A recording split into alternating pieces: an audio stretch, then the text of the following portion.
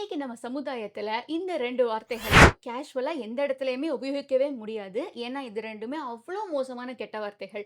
ஆனா, இதே வார்த்தைகளையும், பெண்களுடைய பிரைவேட் பார்ட்ஸையும் சங்க இலக்கியங்கள்லலாம் பயங்கர கேஷுவலா ஒரு நார்மல் சென்ஸ்லயே சொல்லியிருந்திருக்காங்க. என் பேரு அதித்தி அண்ட் இதுதான் நீங்க நம்ம சேனல்ல வந்து ஃபர்ஸ்ட் டைம் பார்க்குறீங்க அப்படின்னா என்ன சப்ஸ்கிரைப் பண்ணிக்கோங்க. இன்ஸ்டாகிராம்ல என்னைய ஃபாலோ பண்ணிக்கோங்க. ஸோ இந்த வீடியோ நெடுகிலுமே வந்து இந்த வார்த்தைகள் இலக்கியங்கள்ல எப்படி உபயோகிக்கப்பட்டிருக்கு? காமநோய் அப்படிங்கிறது என்ன? அந்த காதலும் காமமும் வந்து தலைக்கேறினா புத்தியே வேலை செய்யாதுன்னு சொல்லுவாங்கல்ல. அதெல்லாம் சங்க இலக்கியங்கள்ல எவ்வளோ அழகா சொல்லியிருக்காங்க. ப்ளஸ் இந்த வார்த்தைகள்லாம் வந்து ஏன் மாறுச்சு அப்படிங்கிற ரீசன்ஸ் எல்லாம் நம்ம இன்னைக்கு பார்க்க போறோம். ஸோ நான் முதல்ல சொல்லப் போற வார்த்தை வந்து ஊம்பு அப்படிங்கிறது. இந்த வார்த்தை வந்து செந்தமிழ் சொற்பிறப்பியல் அகரமுதலியின் படி 8ஆம் நூற்றாண்டை சேர்ந்த ஒரு கல்வெட்டுல அமைஞ்சிருக்கு. அந்த செய்யுள் என்னன்னா, "விழிகட்பே புன்னளைந்து கையூம்ப போர் மணலூர் வென்றதே மண்ணளைந்த சீர்மாறன் வாழ்" அப்படிங்கிறது. அதாவது இதோடைய அர்த்தத்தை எப்படி புரிஞ்சுக்கணும்னா, போர் நடந்து முடிஞ்சிருக்குங்க. போர்க்கள சினாரியோல அங்க வந்து நெறைய டெட் பாடிஸ் எல்லாம் இருக்கு. அந்த டெட் பாடிஸ் எல்லாத்தையும் பேய்கள், புலிகள், இன்ன பிற விலங்குகள்லாம் வந்து பார்த்து அந்த பிணங்களுடைய ரத்தத்த உறிஞ்சிட்டு போயிருது. அதுதான் இந்த இடத்துல அந்த ஊம்பு அப்படிங்கிற வார்த்தையுடைய அர்த்தம். ஸோ உறிஞ்சுறது, சப்பறது அப்படிங்கிறது தான் இந்த இடத்துல சென்ஸ். இது தவிர்த்து தமிழருடைய ஊன் வகைகள்ல ஒண்ணா இந்த ஊம்புதல் அப்படிங்கிறது இருக்கு. மொசித்தல், சுவைத்தல் அப்படின்னு இன்னும் சில ஊன் வகைகள் சொல்லுவாங்க. ஸோ அதுவும் வந்து நார்மல் சென்ஸா வாய்க்குள்ள போட்டு சப்பறது அவ்வளோதான். அதுதான் அதோடைய மீனிங்கா இருந்திருக்கு. அளவுலயும் கூட இந்த வார்த்தைய கேஷுவல் சென்ஸ்ல நெறைய ஊர்கள்ல சாப்பிடுறப்பயோ, இல்ல ஒரு நார்மல் வழக்கிலேயே கூட யூஸ் பண்ணுவாங்க. அந்த இடத்துல அது தப்பான மீனிங்கே கிடையாது. பட் மெல்ல மெல்ல இந்த வார்த்தை வந்து ஒரு தவறான வார்த்தையா மாறி, இன்னைக்கு நம்மளால இதோடைய அர்த்தம் இதுதான் அப்படின்னு தெரிஞ்சாலும், எந்த இடத்துலயுமே உபயோகிக்க முடியாத ஒரு நிலைமை ஆயிடுச்சு. ஏன்னா, ஆஃப் கோர்ஸ் இத வந்து ஒரு 18+ வேர்டா வந்து டெர்ம் பண்ணிட்டாங்க. அடுத்ததா புணர் பிளஸ் உடை அப்படிங்கிற வார்த்தை வந்து புணரக்கூடிய தோல் அப்படிங்கிறது அதோடைய அர்த்தமா இருந்திருக்கு. இதுவும் வந்து எந்த இடத்துலயுமே தவறா சொல்லப்படல. இந்த வார்த்தைக்கான ஆல்டர்னேட்டிவா தான் அல்குல் அப்படிங்கிற வார்த்தைய யூஸ் பண்ணியிருக்காங்க. பட் இந்த அல்குல் அப்படிங்கிற வார்த்தைய சுத்தி ஒரு பெருத்த கான்ட்ரோவர்சியே உண்டு. ஏன்னா, பெண்ணின் இடை அப்படிங்கிறதையும் அல்குல்னு தான் சொல்லுவாங்க. பெண்ணின் இடைக்கு கீழ உள்ள பகுதியையும் அல்குல்னு தான் சொல்லுவாங்க. இது தவிர்த்து நெற்றியையும் நிறைய இடங்கள்ல அல்குல்னு சொல்லியிருக்காங்க. வினை அதாவது வேர்பா வச்சு பார்க்கிறப்ப மிகுந்த, மிகவும், பரந்து விரிந்த அப்படின்னு நெறைய சென்சஸ்ல இந்த வார்த்தைய உபயோகப்படுத்தியிருக்காங்க. உங்களுக்கு எது கரெக்ட்ன்னு தெரிஞ்சா கமெண்ட்ல சொல்லுங்க. அண்ட் இத ஒட்டியே நம்ம வந்து காமன் நோய் அப்படிங்கிற விஷயத்த பத்தி பார்க்க போறோம். குறுந்தொகையில பாடல் 71ல என்ன சொல்றாங்கன்னா, நம்ம தலைவிய டிஸ்கிரைப் பண்றாங்க. நம்ம தலைவிக்கு வந்து "அகன்ற இள மார்பு உண்டு, பெரிய தோள்கள் உண்டு, சிறுத்த இடை உண்டு."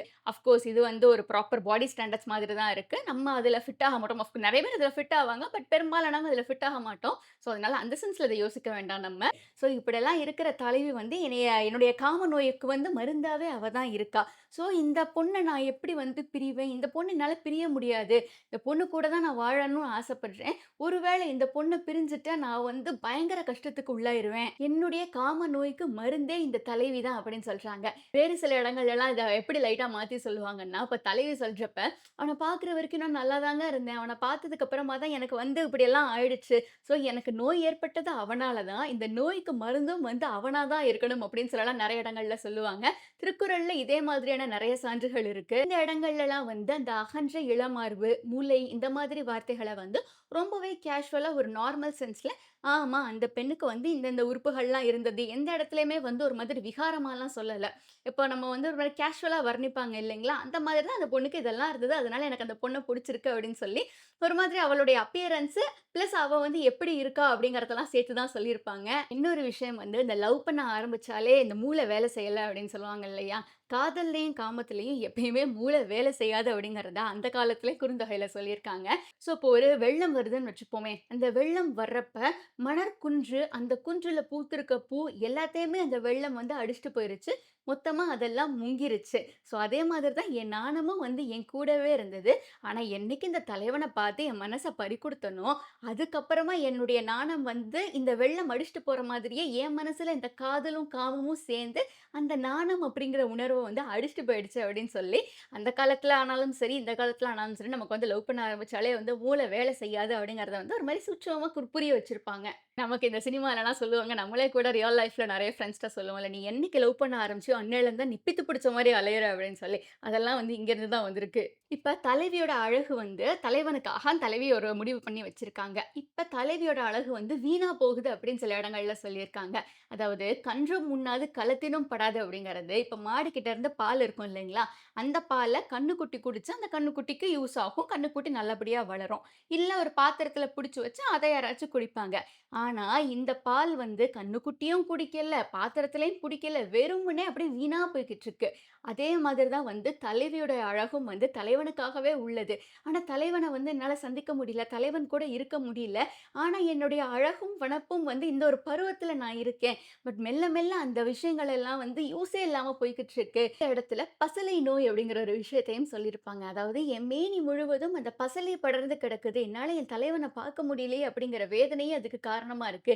எந்த யூஸும் இல்லாம இப்படி போகுதே அப்படின்னு சொல்லி நம்ம தலைவி வந்து அவங்களுடைய அழகு வீணா போகுதே அப்படின்னு புலம்பியிருப்பாங்க. இந்த அல்குலுக்கு இன்றளவிலயுமே வந்து நெறைய இடங்கள்ல பஞ்சாயத்து போய்க்கிட்டு தான் இருக்கு. ஏன்னா, அது வந்து நெற்றி அப்படின்னு சொல்லி ஒரு 20 ரெஃபரன்ஸஸும், பெண்ணின் இடை அப்படின்னு சொல்லி இன்னொரு 10 ரெஃபரன்ஸ், இடைக்கு கீழ உள்ள பகுதின்னு ஒரு 20 ரெஃபரன்ஸ், இடைக்கு கீழ உள்ள பகுதியில அணியிற ஆபரணம் அப்படின்னு ஒரு 10 ரெஃபரன்ஸ் அப்படின்னு சொல்லி, நம்ம சங்க இலக்கியங்கள்ல இந்த ஒரு விஷயத்துக்கு ஏகப்பட்ட மீனிங்ஸ் இருக்கு. இத தொடர்ந்தே வந்து சரி காமத்த பத்தி இவ்வளவு சொல்லியிருக்காங்க. காதல் கதைகள்லாம் அகநானூறுல இருக்கா அப்டின்னீங்கன்னா, கண்டிப்பா இருக்குங்க. இப்ப நம்ம கேள்விப்பட்டிருப்போம். ஒரு சுனையில வந்து அதாவது தண்ணி இருக்கிற இடம். அதுல தண்ணி வந்து ரொம்ப கம்மியா இருக்கு. ஆண்மானும், பெண்மானும் அங்க குடிக்க போறப்ப, ஆண்மான் குடிக்கட்டும், பெண்மான் விட்டுக் குடுக்கறதும், பெண்மான் குடிக்கட்டும்னு ஆண்மான் விட்டுக் குடுக்கறதும், அது வந்து ஒரு மாரி ரொம்ப கியூட்டா இருக்கும். அதே மாதிரியே வந்து எங்க என் தலைவன் என்னைய மறந்துட்டான்னா, நான் எங்க போவேன்? அப்டின்னு சொல்லி தலைவி புலம்புறப்போ, தோழி கூட இருப்பாங்க இல்லைங்களா? அவங்க வந்து சொல்லுவாங்க. இந்த மாதிரி அவன் உன்னைய மறந்தாலும், அவன் நடந்து வர்ற பாதை வந்து உன்ன அவனுக்கு நிச்சயமா ஞாபகப்படுத்தும். அந்த பாதையில வந்து ஒரு ஆண் யானை வந்து ஒரு பெண் யானைக்கு மரத்தோட பட்டைய வந்து உரிச்சு ஊட்டி விட்டுட்டு இருக்குமா. ஸோ அத பார்த்தோனே வந்து, ஆஹா என் தலைவி எனக்காக காத்துக்கிட்டு இருப்பாளே அப்படின்னு ஞாபகம் வந்துரும் அப்படின்னு சொல்லுவாங்க. இதெல்லாம் வந்து நமக்கு லைட்டா சில பேருக்கு ஆஃப்கோர்ஸ் இது வந்து கிளீஷேடா தெரியலாம். அது என்னாத்த தண்ணி குடிக்கிறது, என்னாத்த ஊட்டி விடுறது இதெல்லாம் ஒரு விஷயமா அப்படின்னு சில பேருக்கு கிளீஷேடா தெரியலாம். பட் அந்த சங்க இலக்கியங்கள் அப்படின்னு வச்சு பார்க்குறப்ப, அவங்கலாம் எவ்ளோ ஹையான ஸ்டாண்டர்ட்ஸ செட் பண்ணியிருக்காங்க பாருங்களேன் காதலுக்கு. இந்த மாரி இங்க வச்சிருந்திருக்காங்க. பட் இப்போலாம் இந்த bar is very low actually. நெறைய இடங்கள்ல வந்து ஒரு மாரி ரொம்ப நார்மலைஸா ரொம்ப கேஷுவல் ஆயிடுச்சு. இதே மாதிரியே இந்த நைட்டு வீட்ல செவுரேறி குதிச்சுலாம் பார்க்க வருவாங்கல்ல, கொஞ்சம் முன்னாடி காலங்கள்லலாம். ஸோ தலைவன் வந்து என்னைய இரவுல யாருக்கும் தெரியாம பார்க்க வர்றப்ப, ஒரு ஆண் குரங்கு வந்து இந்த மாதிரி பெண் குரங்க பார்க்க வர்றப்ப, மரத்துலருந்து கீழ விழுந்து செத்து போயிருமாம். அதனால வந்து பெண் குரங்கு வந்து தன்னுடைய குட்டிய இன்னொருத்தவங்க கிட்ட போய் குடுத்துட்டு, அதுவும் ஒரு உயரமான மலையிலருந்து கீழ குதிச்சு தற்கொலை பண்ணிக்குமாம். ஸோ என் தலைவன் வந்து வர்றப்ப பார்த்து வரணும். அந்த மாதிரி எதுவும் என் தலைவனுக்கு ஆயிடக்கூடாது. என் தலைவனுக்கு ஏதாவது ஒண்ணு அப்படி ஆச்சுன்னா, என் உயிரையே குடுத்துருவேன் அப்படின்னு சொல்லி அவங்களுடைய காதல் எவ்ளோ ஆழமானது அப்படின்னு சொல்லியிருப்பாங்க. ஸோ இதுதான் வந்து சங்க இலக்கியங்கள்ல காமம் அப்படிங்கிறது எப்படி சொல்லப்பட்டிருக்கு, இந்த வார்த்தைகளெல்லாம் வந்து எப்படி உபயோகிக்கப்பட்டு என்ன மாதிரி மாறியிருக்கு அப்படிங்கிறதுக்கான ஓரளவுக்கான விளக்கம் இதுதான். இதுல வந்து இன்னுமே நெறைய பாகங்கள் சொல்லலாம். ஏன்னா, இதுல வந்து இன்னும் நெறைய விஷயங்கள் இருக்கு நம்ம எக்ஸ்ப்ளோர் பண்றதுக்கு. ஸோ உங்களுக்கு இந்த வீடியோ எப்படி பிடிச்சிருந்ததுன்னு கமெண்ட்ல சொல்லுங்க. இந்த மாதிரி கான்டென்ட் வந்து உங்களுக்கு பிடிக்குமா? இந்த மாரி வந்து நீங்க பார்ட் 2 பார்க்க நினைக்கிறீங்களா? அப்படின்னும் சொல்லுங்க. Instagramல என்னைய ஃபாலோ பண்ணிக்கோங்க. நீங்க ஹைப் ஆப்ஷனும் குடுத்துருங்க. So thank you so much for choosing to watch our video.